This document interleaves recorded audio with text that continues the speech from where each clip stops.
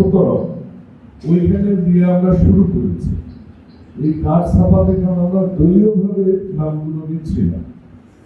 BNP সরকার ক্ষমতায় আসবার পর একটা জিনিস আমরা নিশ্চয়তা দিতে চাই যে বিএনপি যখন সরকারে এসেছে তখন সকলের সরকার।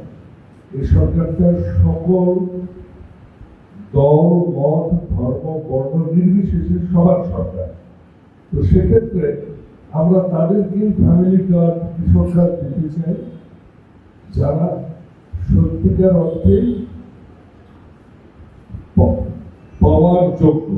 এই মানুষগুলোর মধ্যে কেউ যদি জামাত থাকে, কেউ যদি আওয়ামী লীগ থাকে, কেউ যদি জাতীয় পার্টি থাকে, কেউ যদি হুদায় থাকে, আসলে হুদায় আর যাই হোক তাই হোক হুদায় করতে আসবে রে, ও তো একদম যে তারা লোক মানে আমি ক্ষমতা আসলে অবস্থা খারাপ হয়। কিন্তু আবার হুদাকে ভর্তি করে একটা বল গেছিল তোর অসুবিধা নেই, আর যাই হোক ভাই হুদা টাকা এটাও একটা গল্প আছে। কিন্তু রাখে আল্লাহ মালিকে তো হুদায় কি হয়েছে যখন তখন তারও যে হুদাকে ঠেকাইতে চেয়েছে তারও এমপি কিন্তু হুদা।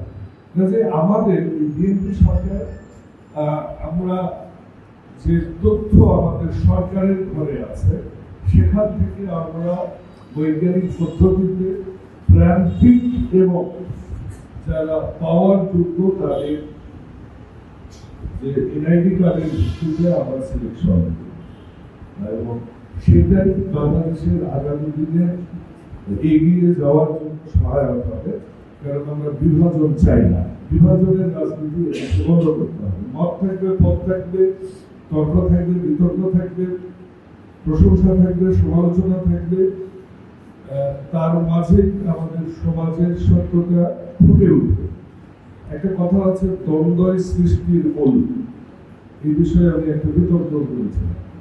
সংঘাত না হলে কোনো কিছু হয় না। আপনি যদি ইট ভাঙতে চান, খোয়া করতে চান, হাতুড়ি দিয়ে বাড়ি দিতে হবে। আপনি যদি ফার্নিচার করতে চান, গাছ কাটতে হবে। আপনি যদি দা বানাতে চান, লোহাকে আগুনে পোড়াতে হবে।